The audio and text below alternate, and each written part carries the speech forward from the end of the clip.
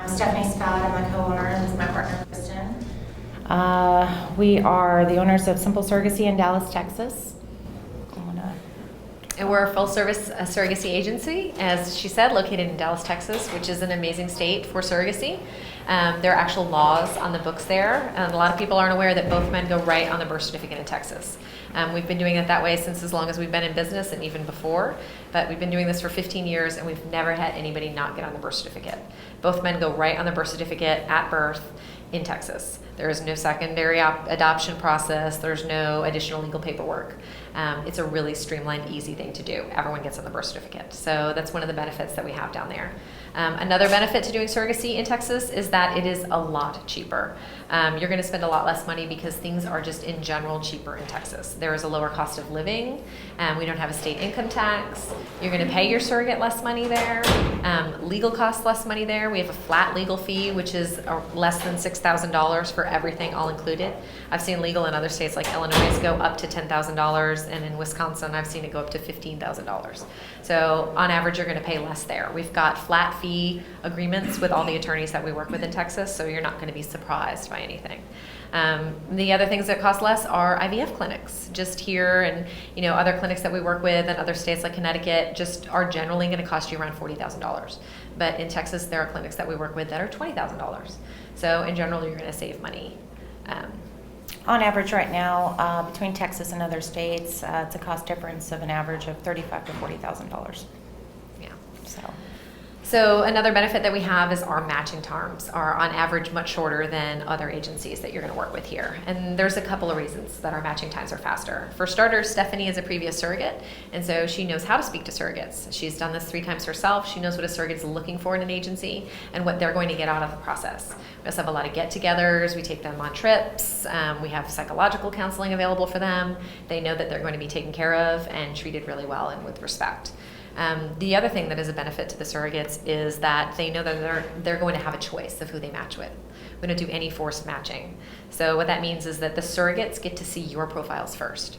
So when you see a surrogate profile, you know that they've already seen your profile and they already like you. The other reason that we have surrogates available is we don't wait for you to sign up with us before we start looking for your surrogate. We're already looking for your surrogate. She may already be in our program. We have screened them all psychologically before you see them. We've had their insurance verified or had an application made for them through the ACA if they didn't come in with insurance. We've had all their medical records from all of their pregnancies gathered, so that's not going to be a time delay. We've already got all of that on file. We've had it reviewed by one of the REs that we work with to make sure that she wouldn't be medically disqualified based on her pregnancy history. For example, too many C-sections or an early delivery. We already know all of that about her. We've also had her background checked, so we know that she is going to be a good candidate for surrogacy. She's also had an intensive interview with a previous surrogate in our program who's now a coordinator. As does her spouse. Yes. So before you see their profile, we've already done all the background work. So not only do you know that she likes your profile, you know that she is a good candidate. So if you like her, we can quickly move on to the next step, which is a phone call. And then if you like each other further, then you can go meet her at the clinic when you all have your screening together. Average, since I'm sure a lot of you are here in Chicago or New York or something like that, average trips to Texas is going to be 3 times. Your first trip is going to be to meet your surrogate, meet with your clinic, do your semen analysis, semen donation, and you can also meet with myself while you're in town. Second visit is for the 20-week ultrasounds. It's when you're going to come in, you're going to be able to see your gender of your baby, look at your baby, facial features. It's very important to go to that visit. Spend time with your surrogate. It's usually a 2-day trip. And then the third visit, we, of course, require you to come pick up your baby. Yes,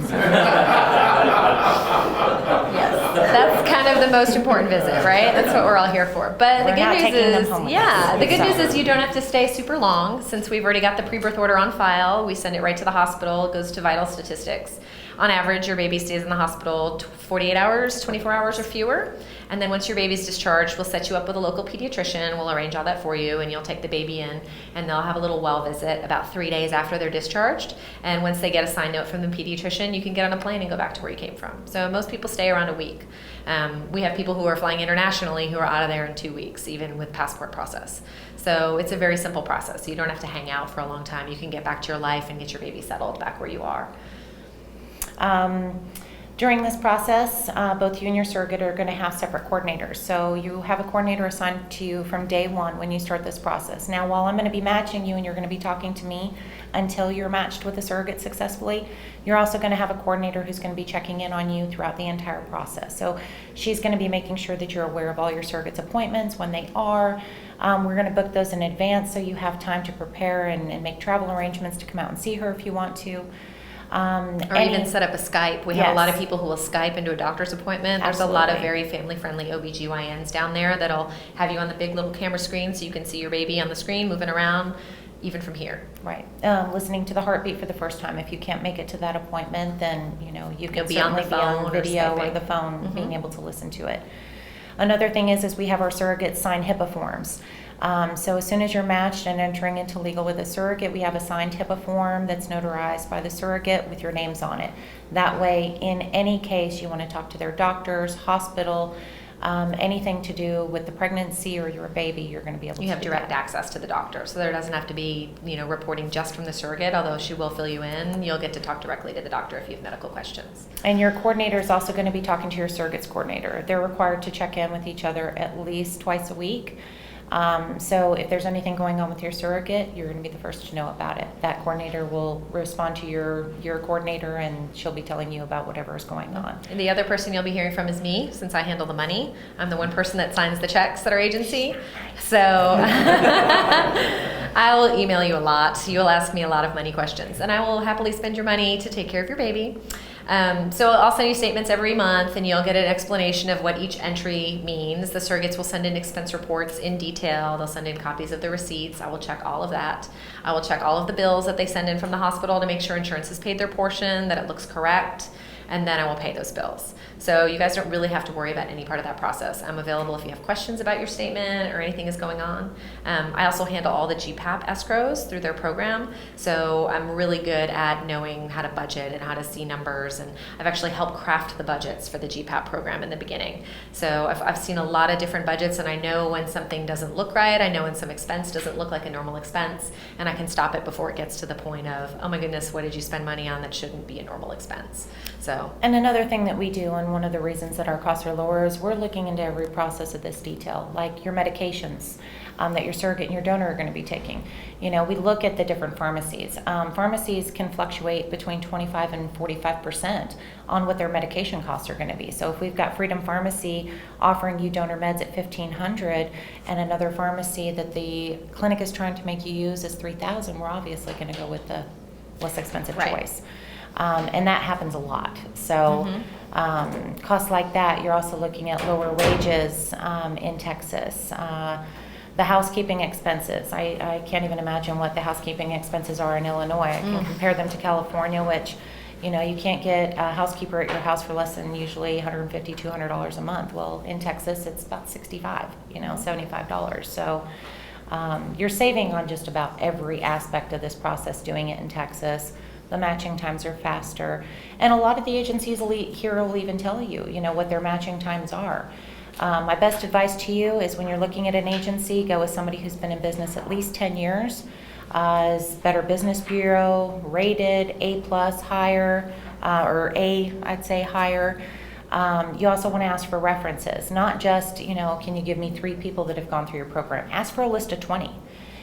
People that have gone through every stage from singleton to twins, different states that these babies have been born in, different legal aspects, you name it. So that way you get really good idea of what to expect through this whole process. It takes time, and there's a lot of different things that can happen in the surrogacy process. We like to say there will be bumps in your path. You really want an experienced agency who has seen just about everything to guide you through those bumps, because there is no such thing as a perfect journey. There is not one streamlined process. Yes, we have people who've gone through our program who have been matched and pregnant and had twins perfectly in 11 months. That does happen. But more likely or not, there's going to be something that might go wrong. Maybe your egg donor doesn't get as many eggs as you wanted to. Maybe your surrogate has to have 2 transfers instead of just 1. Maybe you've got complications with your twin pregnancy and there's extended bed rest. You need an agency who has seen those scenarios and who knows how to guide you through them. And you also want to talk to them about, what happens when you go through the worst case scenario. I mean, we've had intended parents that lost twins back to back in the 3rd trimester. They'd already spent more than half their compensation for their surrogate. They've paid all the medical fees. I mean, they were out everything. And these people didn't have the money to just throw at it again, you know, and let's start this over.